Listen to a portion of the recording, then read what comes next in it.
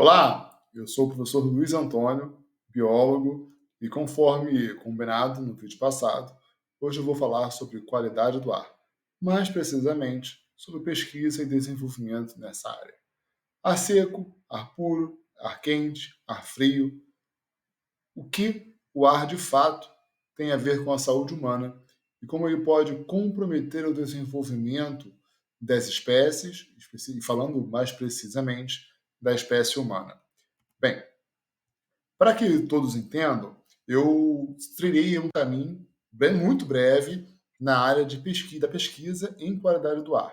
Então, eu vou apresentar brevemente como tudo isso aconteceu, tá? Numa sequência lógica, cronológica, e aí vamos falar mais especificamente sobre a qualidade do ar.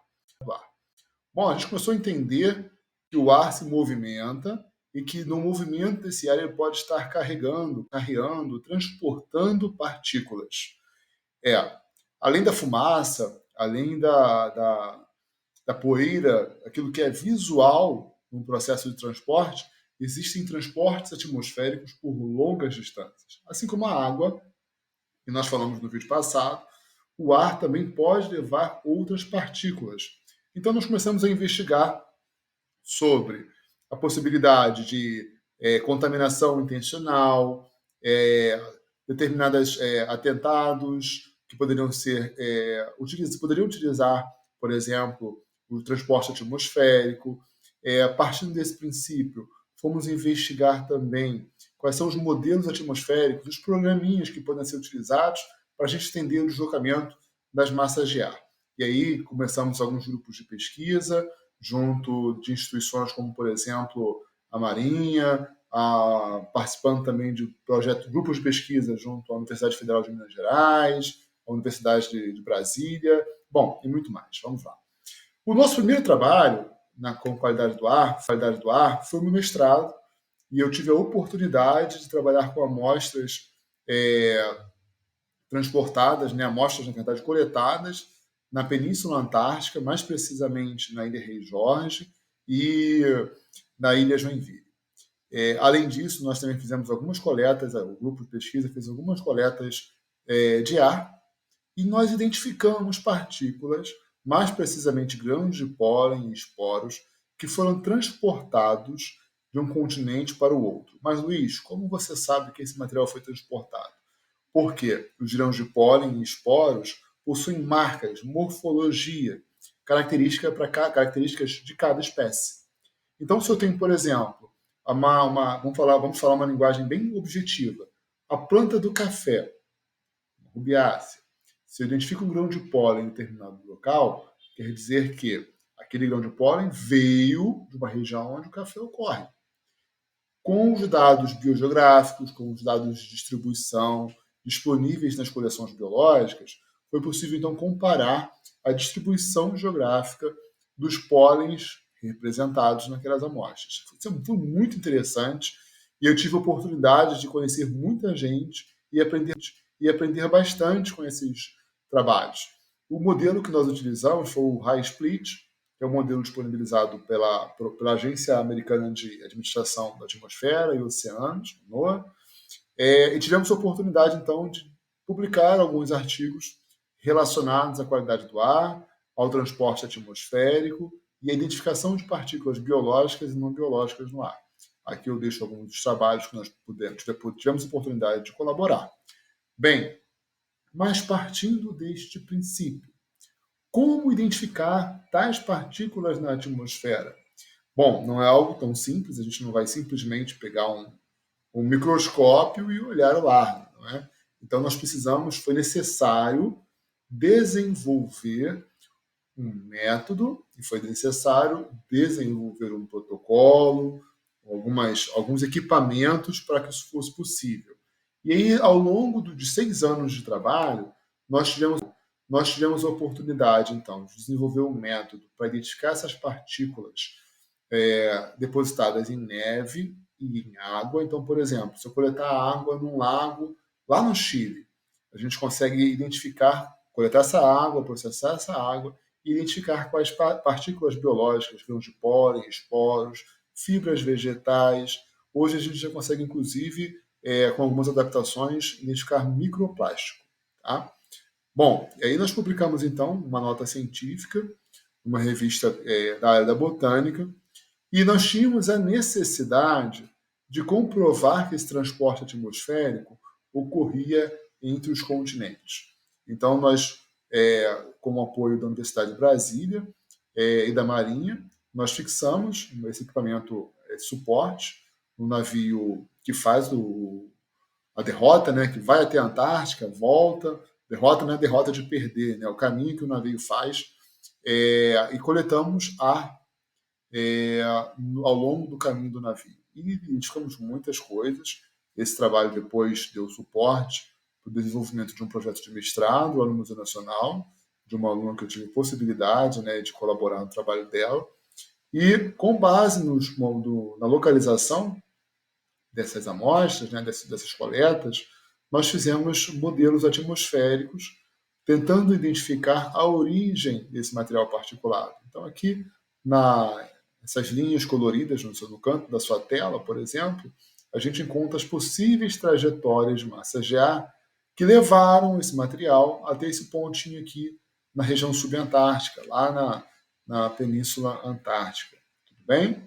Bom, e aí esse equipamento, que eu vou mostrar mais à frente para vocês, me permitiu desenvolver e depositar minha primeira patente como inventor junto ao Ministério da Defesa, na verdade junto à Marinha do Brasil. E esse material está aí disponível e está num processo de proteção intelectual, né? Já foi publicado na revista, muito legal. E todo o trabalho que a gente desenvolve, a gente desenvolve em colaboração. Então, eu tive a possibilidade de colaborar com a Marinha, com o Programa Antártico, e aí é sempre bom lembrar, né, o Programa Antártico está subordinado ali à CECIR, né, ligado à CECIR, que é a Secretaria Interministerial para os Recursos do Mar, é uma secretaria que congrega vários órgãos do governo federal, e tem um apoio enorme ali do Itamaraty também. Tivemos a oportunidade, então, de desenvolver todo esse projeto na UFRJ, mais precisamente no Museu Nacional. Tivemos apoio do SCAR, que é o Comitê Científico Internacional de Pesquisas dos Polos, né, Antártica também. Tive a oportunidade de fazer um curso no NOAA, foi muito bacana, um curso remoto, mas que me deu meio um amadurecimento científico muito interessante. Na UFMG, as nossas amostras moleculares grande parte delas foram processadas lá na UFMG, a UERJ, no Laboratório de Radiologia, que participou das coletas das nossas amostras, a UNB e a Universidade de Cambridge, que nós tivemos a oportunidade de estar colaborando em algumas publicações. Bom, contando toda essa história, para quê? Para falar que o que eu vou contar para vocês agora não é algo que eu tirei da cachola. Eu não simplesmente, vou estudar o ar porque eu sou bom. Não, não sou bom. E muito pelo contrário, a proposta aqui é trazer uma informação que ainda é pouco conhecida, pouco divulgada, temos pouco domínio sobre ela, mais especificamente a grande maioria das pessoas, a população, não tem domínio sobre essas ferramentas, muito menos sobre esse conhecimento. E aí eu começo com essa imagem que eu retirei de um trabalho científico, para dizer o seguinte: o ar que nós respiramos, ele é composto por uma fração física, uma fração química e uma fração biológica. Tá? Tem oxigênio, tem nitrogênio, tem hidrogênio, tem um monte de compostos químicos. Mas também tem partículas, poeira, pedacinho de borracha, pedacinho de tecido, bactéria, vírus, fungo, tem tudo. E aí, nos biológicos, nós temos os compostos biológicos. Tem DNA, tem RNA, tem vírus envelopado, vírus não envelopado, tem bactéria, tem um monte de coisa. E tudo isso fica em suspensão, ou seja, fica flutuando, porque agora é um fluido, né? Fica flutuando e o comportamento dessas partículas ele é mediado por alguns fatores, como a umidade, a temperatura, o deslocamento de ar. Então, por exemplo, eu estou agora falando de uma região do Rio de Janeiro próximo ao Maracanã, ao UERJ, né, ao Maciço da Tijuca, ao Morro da Mangueira, que são construções naturais ou não, monumentos naturais ou não, que tem um maciço, ou seja, tem rocha, ou seja, absorve calor, né?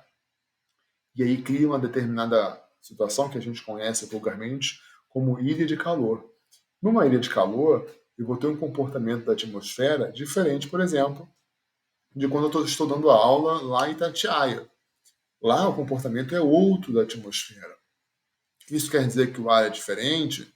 Quer dizer que a composição daquele ar é diferente.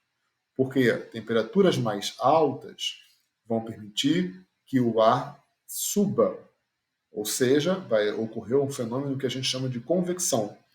No que o ar está subindo, as partículas mais leves também vão subir. Quanto mais alta a temperatura, partículas mais pesadinhas vão conseguir ser postas em suspensão também.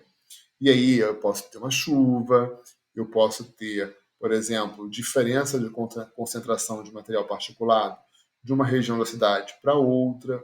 Até então, beleza. Como começa o problema? O problema, meus amigos, começa principalmente quando nós inspiramos esse ar. Então, o ar vai ser inspirado e vai chegar aos nossos pulmões. Bem, só para nós termos uma noção, o cabelo humano tem ali entre 50 e 70 micrômetros, tá bom? Esse Uzinho ali é o de micrômetros.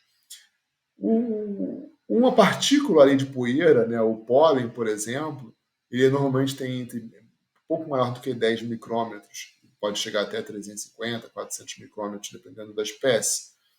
Eu vou ter até, dependendo do tamanho, 5, 6, 7 pólens num raio de um fio de cabelo. Ou seja, esse material ele pode chegar até os alvéolos dos nossos pulmões, né? As partículas menores, principalmente, que são as partículas carbonáceas, que podem ser oriundas da queima de combustível fóssil, fogueira e por aí vai. Esse material é muito mais fino, tem aí em média 2,5 micrômetros e pode de fato chegar aos alvéolos. E aí nós temos uma série de problemas que podem ser desencadeados por conta da penetração desse material no organismo humano, tá bom? Aqui em microscopia eletrônica de varredura, que é um tipo de microscopia em que é possível observar maiores detalhes nas partículas, a gente encontra aqui partículas que aparentemente são grãos de pólen, tem fibras, tudo isso pode penetrar o nosso organismo por meio das vias aéreas, tá?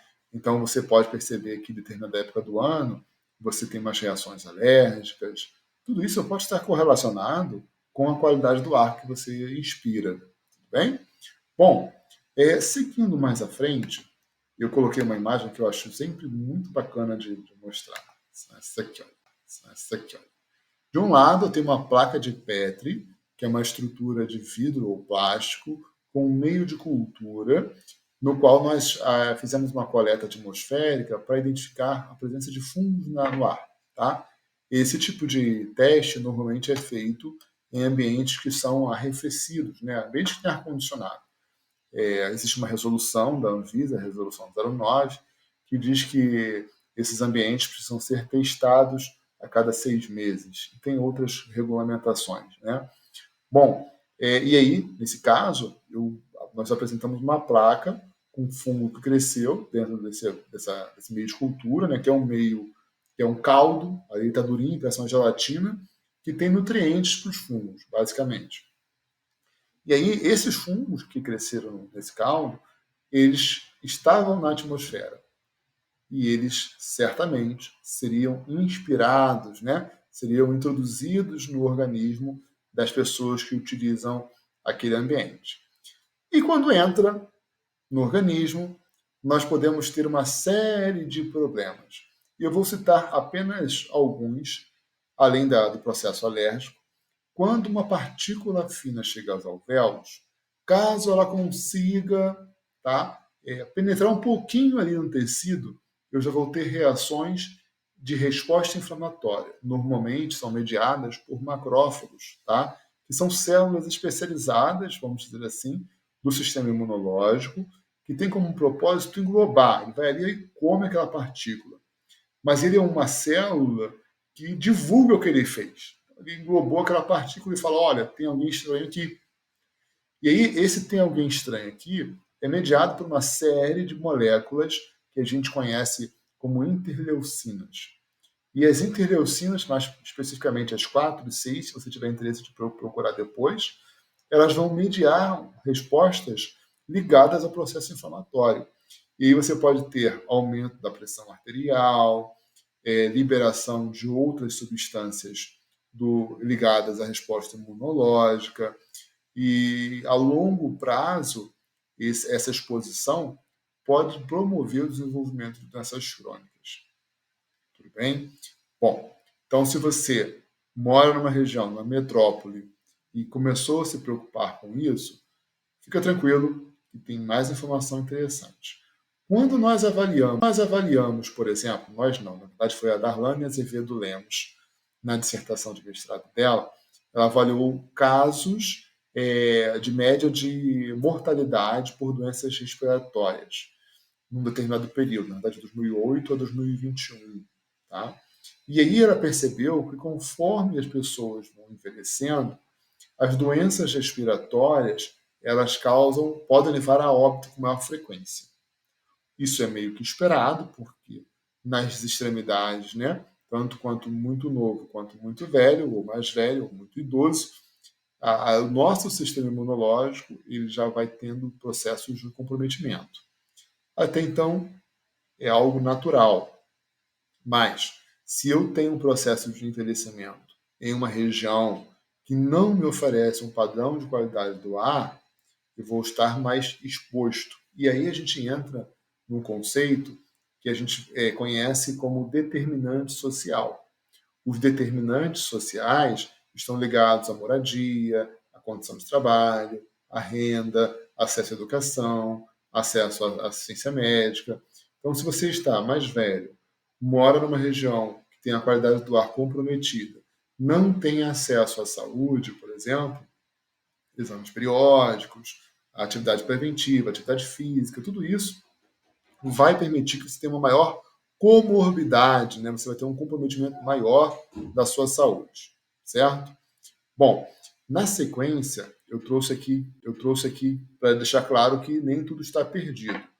Existem sistemas de monitoramento da qualidade do ar, tanto para o ambiente aberto quanto para ambientes internos. Tá? Então, por exemplo, existem ambientes em que é obrigatório o monitoramento da qualidade do ar. E se nem tudo está perdido, existem já métodos de monitoramento da qualidade do ar, dos parâmetros ligados à qualidade do ar, tanto no ambiente externo quanto no ambiente interno. Nós também, aí mais precisamente nos trabalhos que eu pude colaborar, desenvolvemos algumas soluções. Dentre elas, um amostrador atmosférico, que foi aquele que foi instalado no navio, que permitiu identificação, coleta e identificação posterior dos grãos de pólen, dos fungos. E essa maletinha aqui, que não é a maleta do 007, mas é uma maleta de coleta de parâmetros da qualidade do ar, que ela analisa compostos orgânicos voláteis, enfim, uma série de outros parâmetros que depois vocês podem me procurar, quem tiver interesse, enfim. Tem muita informação interessante sobre isso. E aí nós temos feito alguns trabalhos, realizado alguns trabalhos em hospitais da região metropolitana do Rio de Janeiro. Já fizemos trabalhos em hospitais privados, Hospital Federal, Hospital da Rede Municipal também. Todos esses trabalhos foram, então, desenvolvidos no escopo de projetos de mestrado e doutorado, e nós identificamos, inclusive, utilizando os amostradores que eu apresentei para vocês agora, partículas virais, partículas de vírus respiratórios e até de um vírus que foi conhecido no ano de 2020. Eu não vou falar o nome para não criar problema aqui, às vezes, no YouTube, né?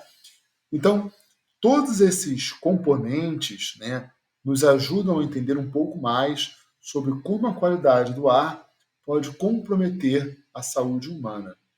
Mas Recentemente, uma empresa ligada à atividade de mergulho me procurou para entender um pouco mais sobre como era a qualidade do ar ofertada aos mergulhadores. Então, nós fomos entender como era a coleta desse ar, se tinha processo de depuração, enfim. Fomos entender e entender também, como a gente gosta, né, de saber o que já foi publicado, quem está falando sobre aquilo, quais são as informações disponíveis na rede e nas revistas científicas. Nós, então, fizemos uma rápida revisão bibliográfica e percebemos que em 24 meses, isso para o ano passado, tá? 379 artigos abordavam o mergulho. Dentre esses 379 artigos, nenhum deles fala sobre a qualidade do ar ofertada para os mergulhadores. Aí nós temos uma grande questão, uma questão muito interessante. Ou já é um caso resolvido, ou é algo que ninguém ainda percebeu. Então, se você tem interesse de trabalhar, de pesquisar, de investigar a qualidade do ar, é uma área muito interessante. Porque quando a gente fala em mergulho, é importante lembrar que não estou falando apenas do indivíduo que vai lá limpar uma plataforma, por exemplo, retirar as incrustações. Eu estou falando também do indivíduo que mergulha no aquário, do indivíduo que no aquário, né, como o aquário do Rio de Janeiro, por exemplo, do indivíduo que mergulha para pesquisa científica, do indivíduo que mergulha numa câmara hiperbárica. Existem muitos processos em que a atividade de mergulho é aplicada. E qual é a diferença? Na atividade de mergulho, o mergulhador está exposto a uma pressão maior. Então, tudo acontece mais rapidamente, inclusive a entrada de partículas dispersas na atmosfera, mesmo que seja uma atmosfera controlada, como é o caso do mergulho, por exemplo, saturado ou mergulho utilizando um umbilical. Mais informações sobre mergulho, nós vamos ter um momento para falar sobre ele especificamente. Eu espero que eu tenha colaborado um pouquinho com a informação para que você saiba um pouco mais sobre a qualidade do ar. E se você ainda não acompanha nosso canal aqui, não deixe de nos acompanhar para a gente poder discutir um pouco sobre ciência, sobre vida e sobre como tornar a vida no planeta um pouco menos agressiva ou mais saudável, tá bom? Um grande abraço e até mais. Muito obrigado.